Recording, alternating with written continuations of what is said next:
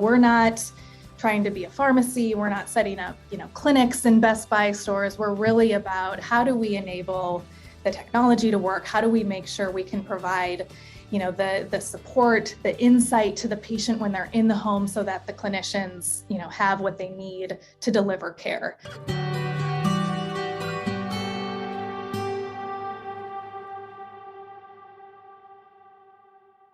The Medical Alley podcast is brought to you by MentorMate. MentorMate empowers healthcare clients to deliver on their mission and transform the human experience through technology. For over 20 years, clients have trusted MentorMate to guide their vision, design innovative products, and build secure solutions while understanding the specific nuances of their industry. MentorMate's global team in the U.S., Eastern Europe, and Latin America helps clients in all sectors of healthcare transform their organizations. From Fortune 500 pharmaceutical companies and commercial payers to hospital systems, medical device manufacturers, and beyond. Learn more at mentormate.com/healthcare.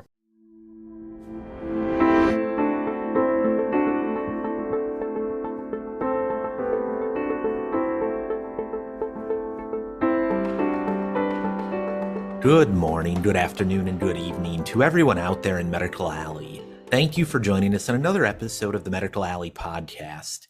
We've got a really fun one today. I've got my blue shirt on because we're being joined by one of the leaders at Best Buy Health, a somewhat newer entrant to the healthcare market that is bringing novel technology and a novel approach to care at home. So I'm so pleased to be joined today by Jenny Ramseth, who's the Chief Product Officer at Best Buy Health. Jenny, I really appreciate you taking some time to be on with us today. Thank you so much for having me. It's a pleasure to be here. Maybe the place we could start, I think everyone listening will be familiar with Best Buy, but they may not be as familiar with the health work that the company is doing. Could you just level set for us, what is Best Buy Health? Of course, and this is the question we get all the time is, Best Buy, that Best Buy? What is Best Buy Health? And so I'm happy to answer that and hope for you, for everyone listening, it makes a little bit more sense as we get through this conversation. So Best Buy's really been in the health space for a few years, and it really started with seeing that technology was moving more and more into health. Health was moving more and more into the home, and that's really Best Buy's sweet spot. So we are focused in a few different areas. We're really focused on enabling care at home, through technology. We have three key focus areas. First is around wellness at home. So that's where we think about how do we curate the best health and wellness products that people use every day to keep them healthy. So things like fitness monitors, blood pressure cuffs, all the way to over-the-counter hearing aids, glucose monitors. So that's really, what you think about what you buy in stores, online to keep you healthy. Then we have our aging at home space. And this is where we have our lively products and services. So we have easy to use products like our Jitterbug phones, medical alert devices, and that all have access to our health and safety services. So things like urgent response, care, clinical support, social care services that help people age independently at home. And then last, care at home. So this is where we have our virtual care platform. So if you think about hospital at home, chronic care management, post-acute care, so really the platform technologies and services that enable all of that. And all of that is really supported by our Geek Squad services, capabilities that, Best Buy does so incredibly well.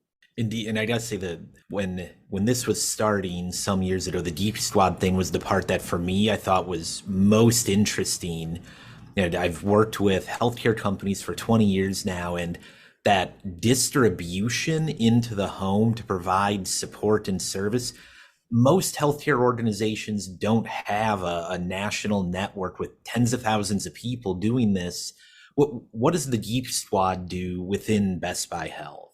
Yeah, and when you think about it, we have one of the largest distributed workforces that go into people's homes every day. We talk to about 20 million people a year. We're in 9 million people's home, And, before I joined Best Buy, I don't know about you, I was a super like Geek Squad super fan.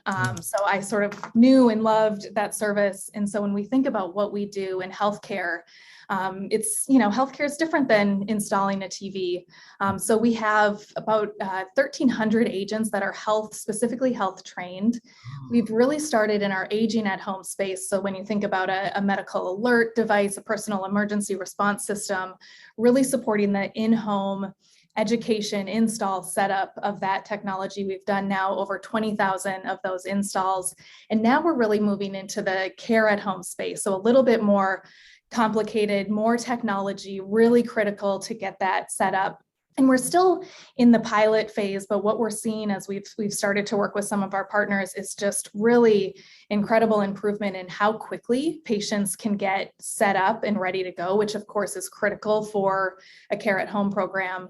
And most importantly, better adherence. So we're seeing that, when people have experts come in, set up the technology, educate, really help make sure they get the most out of it, that they use the technology. And of course, when that happens, there's better outcomes. We're taking away provider burden because we're also seeing, doctors changing out batteries and trying to figure, do tech support. And we really need our clinicians to be clinicians, and we can take that burden away. So we're just seeing great success in really bringing that capability into the healthcare space.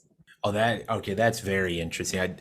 I've heard from a number of provider organizations where they'll talk about the challenge of, technologies going into the home, things we would call medical devices that are going into the home, and the clinician or the nurse is able to educate the patient in the clinical setting.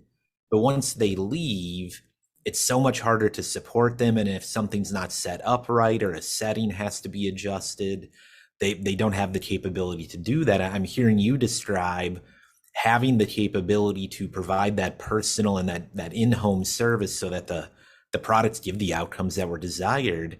I have to think that's a big differentiation for what Best Buy Health is bringing into the space compared to, say, some of the other retailers that have also gone into the healthcare space. Would that be fair?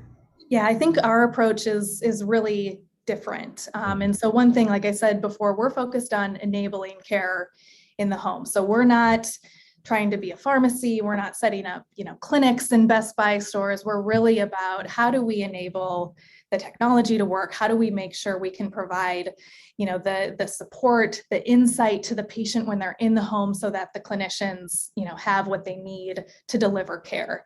So that is really what sets us apart. And, I think we're all aware of the challenges that we're facing in healthcare, cost, quality, access, outcomes, all of it. And you've talked a bit about the access and the outcomes side. Do you see this sort of approach having an impact on the cost side of things as well? I think of, aging in place and the ability to be in the place where I want to be as I get older. How does that play out in the work that you're doing? Yeah, I mean, we're seeing, and really why we're in it is to address all of those major challenges. And so when we think about cost, what we're really seeing as the evidence starts to mount up for things like hospital at home is that when you think about enabling people's homes as sites of care, you're really expanding access and being able to scale your clinical support from a health systems perspective, your infrastructure across a much wider area. And when we're able to really focus on those people who need attention through the insights, when we're able to make sure the technology works, you're able to provide, there's a promise of providing so much more care with the same or fewer, resources and infrastructure and buildings. Indeed. So what about on the policy side, though, as you're bringing these sorts of things into the home, and we know often in healthcare, so much of the money that's involved is tied to site of care or to who's delivering it. How has Best Buy been navigating that, or does that even play out in the full suite of services that you're delivering? Yeah, I mean, we need care at home reimbursement to, to really be permanent. And so what we've seen, I mean, the pandemic is really, has really been, I think, a reset, has shown us that we can deliver care differently. People will accept care in different ways. And we've had the benefit of having CMS waivers and extended opened, reimbursement and regulations and policies that make that happen. And Best Buy has played a strong role in really advocating for that change, and will continue to really make sure we have the right policies, reimbursement mechanisms to meet people where they are, deliver care in the right place, in the right way, so that we can really make a difference in achieving those outcomes. Yeah, and I gotta say, I appreciate the advocacy work that Best Buy's been doing on that, bringing a different voice to that discussion. For all of the challenges the pandemic created, I'm hopeful that the positive we'll be able to take out of this is what you just described, that healthcare's business model was transformed before our eyes, and we all realized we could do things differently. We're very hopeful we can maintain that momentum. And to everyone listening, I would say, if you're involved in this, please make sure you're talking to your elected officials, you're engaged with your associations, and that we're all advocating to maintain some of these important access pieces and reimbursement pieces going forward. I want to shift just a little bit and ask a little bit about you. So you've come out of the medical device industry and into the retail and the healthcare side of it. We're seeing more of that, where these worlds are crossing over, which makes me very excited. That's a great way to maintain the vibrancy of this community. When you made that switch, what have you learned in the last couple of years since you've done that? And how different or not different is it going from, the class 3 medical device world to this retail world and now healthcare technology? Yeah, it's been such an incredible experience. And there's things that are surprisingly the same, and there's a lot of things that are different. And I think all things that help bring different perspective to how we solve healthcare challenges. So I think first, the thing that's the same that maybe I was surprised about is how incredibly purpose-driven Best Buy is. So our purpose is to enrich lives through technology, which is, like I said, why we got into health, because what better way to enrich lives than through their health? And so just the purpose-driven spirit of this organization is incredible. I think a couple things that I've learned that has really helped us approach healthcare differently is, this Best Buy is so consumer focused. And truly, when you think about how do you put the consumer, and really I'd say people, humans, at everything you do. So it's such a human company. And you can see, how we've navigated through different changes in the retail market to really, in 2012, really could have, gone in the likes of Circuit City, but really solved consumers' problems in a different way and moved quickly to be really relevant. And there's never been a time where, technology has been more relevant for people. And through the pandemic, in a matter of a couple weeks, all our stores were closed, and we moved really quickly to completely change our model. Yeah. Stores deliver, curbside, completely, changed how we operationalize to make sure people had the technology they needed in their home. So just the entrepreneurial spirit of this company, along with the complete consumer focus, are things that are so important to bring into healthcare, and helps us, really look at how do we keep people at the center, and how do we really transform how we look at healthcare to deliver a different outcome. Well said. I mean, having observed from the outside, I can't think of, at least in Minnesota business history, but maybe even nationally, a company that has more transformed itself in the face of intense competition, a global pandemic, changing buying habits, changes in healthcare. I mean, really kudos to the adaptability of the company and that entrepreneurial spirit. And I'm always curious in larger organizations how that plays out. You've had some entrepreneurial background. You've been in larger companies. How does that play out in a larger company, of keeping that sort of like speed and energy and agility while still maintaining, process and controls and systems needed to run such a large organization? Yeah, I'd say for me, like, Best Buy is the biggest small company Mm. I've ever been with. There is just this incredible spirit of innovation, which I think is so much of our success. And then when you look at health, we're really a startup within this bigger company, which really lends to just the culture of the organization and how we, really think big and move fast enough, but also, carefully enough and slow enough to make sure we're getting things right. When we talk about, bringing Geek Squad into healthcare, we know that that's really different and that we have to have a different level of training, different, really different experience and outcomes to make that work. So it's really that balance of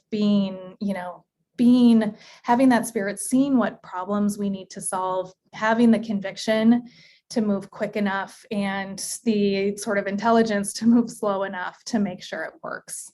And I appreciate the conviction comment. The company over the years has made a number of acquisitions to bring in these key technologies. Those of us old enough listening to the podcast may remember that Geek Squad was a local startup many years ago. HealthSense, another startup over in Mendota Heights that became some of the underlying sensor technology. And now more recently with the Current Health acquisition. And I think for some of our listeners, they may not be as familiar with Current Health and what they're doing. Could you maybe give us just a snapshot on what is Current Health and how does that fit into the work you're doing? Yeah, so Current Health, we acquired in 2021. So it's just coming on 2 years. And previously, we had acquired a number of companies within the aging space that had really started our health effort. And we saw the need to really build out that care at home aspect of our solution. And we did a ton of work, frankly, to look at hundreds of companies that could really provide the solution. And without a doubt, Current Health was the best. It's a really leading technology platform that brings together remote patient monitoring with continuous monitoring and integration of a number of peripheral products for blood pressure, for glucose monitoring, that all connects in with the software platform, and then also provides patient engagement, telehealth, and services. So with that acquisition, FDA cleared monitoring plus all of the existing Best Buy Health capabilities and Best Buy's enterprise capabilities, really positions us perfectly to enable care at home in a way that nobody else can.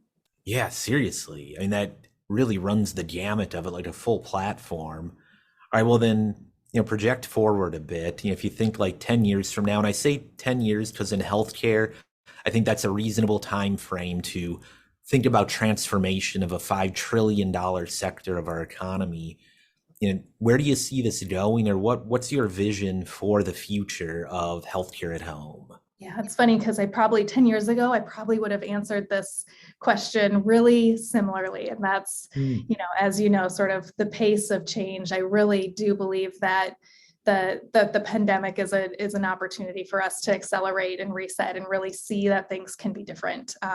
So really the future as I see it, and maybe from Best Buy's perspective, is one that's, truly patient, actually truly person-centered, really looking at the whole person. And that means we're meeting people where they are, often in their homes or in their communities, and that we're meeting them at the point they have a need. And so that's, more proactive. And then we're serving them more holistically. So as you know, only about 20% of health outcomes are related to medical care. And so how are we really serving that other 80% and connecting into the social care needs, really broader needs? And you have such a stronger opportunity to do that when you're serving them in their home. You're in the broader context and have greater insight into what people truly need to get healthy, to heal, and to live better. Indeed. And I think that's a great place to wrap it up, that other 80% and the impact that Best Buy Health is having already and will in the future, I appreciate very much. So Jenny, thank you so much for joining us on the podcast and for being a part of the Medical Alley community. Thank you. And thank you so much for allowing me to be a part of the Medical Alley community, allowing Best Buy to serve as well.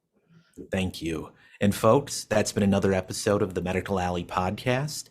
If you're not already a subscriber, make sure you get over to medicalalleypodcast.org, or you can find us on Spotify, Apple, or wherever you get your podcast fix. And hey, would you do me one little favor? Would you share this episode with just one other person? If everyone listening did that, we'd help this story reach so many more people and help tell the story of the Medical Alley community around the world. I'd really appreciate it if you'd do that.